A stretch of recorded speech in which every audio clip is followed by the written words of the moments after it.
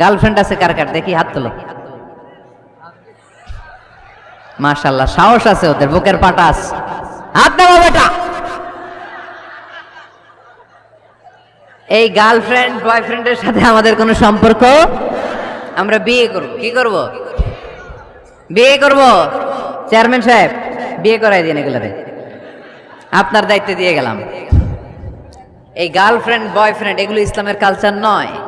বিয়ের চেয়ে ভালো কাজ পৃথিবীতে হতে পারে। বিয়ে করতে গেলে বাবে বলে আগে নিজের পায়ে দাঁড়া। তো এতদিন ও কার পায়ে দাঁড়াইছে?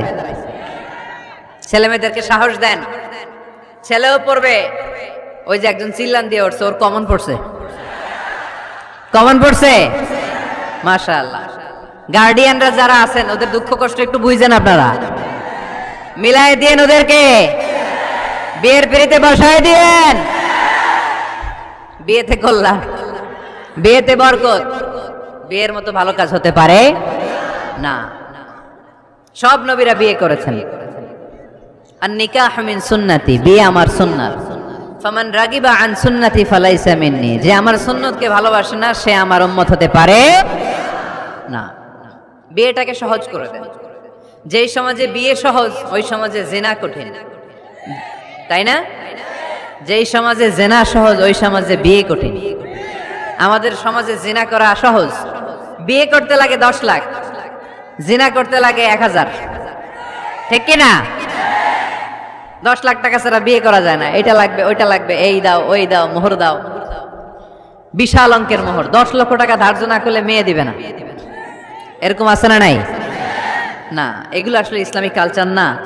ছেলের বাবা মেয়ের বাবা উভয়কে আমি বলি বিয়েটা সহজ করে দেন, সহজ করে দেন। ছেলে পড়াশোনা করুক, সমস্যা নাই, মেয়েও পড়ুক, কিন্তু তারা পবিত্রভাবে তাদের সম্পর্ককে মেনটেন করুক, ঠিক কিনা? তাদের এই যৌবনের তাড়নায় যে পাপের সাথে জড়াবে তার পার্সেন্টেজ গুণা বাবা হিসেবে আপনার কাঁধেও আছে না নাই? এজন্য বাবারা সাবধান, মায়েরা সাবধান, বিয়েটাকে সহজ করেন। এই এলাকার যুব সংঘ যারা আছো, তোমরা একটা ক্যাম্পেইন করবা এই মাহফিলের পরে, টাইমলি ম্যারেজ ক্যাম্পেইন।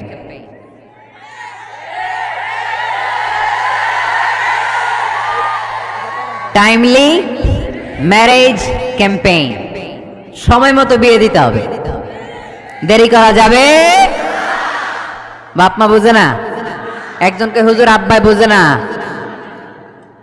গার্ডিয়ান যারা আছেন একটু সদয় হন। ওরা যে পাপের সাথে, পাপের রাস্তা যে ওরা চিনে যাচ্ছে, পাপের পথে যে জড়িয়ে যাচ্ছে, আল্লাহর সুপ্রিম কোর্টের কাঠগড়ায় আসামি করে আল্লাহ সেদিন আপনারে দাঁড় করাবে। আল্লাযীনা হুম লিফুরুজিহিম হাফিজুন, দে গার্ড देयर প্রাইভেটস। মুকদ্দমাতুল হারামে হারাম, এট এ গ্ল্যান্স। একটা নারীর দিকে চোখ পড়ে যাওয়া এটা হারাম না, কিন্তু এই চোখ পড়ার কারণে এটা জেনার দিকে নিয়ে যাবে, এজন্য এটাকেও হারাম করেছে কে? মুকদ্দমাতুল হারামে হারাম। এই নজরটা বড় খারাপ। আর নাযার সাহামুন মাসমুমুন মিন সিহামি ইবলিস। এই নজর হচ্ছে শয়তানের বিষ মাখানো তীরের মধ্যে থেকে একটা ভয়ঙ্কর তীর। এই তীর দিয়ে শয়তান যুবক আর যুবতীদেরকে কাবু করে ফেলে। আমরা শয়তানের হাতে ধরা দিতে চাই না, আমরা বিয়ের মতো পবিত্র বন্ধনে আবদ্ধ হতে চাই, ঠিক কি না?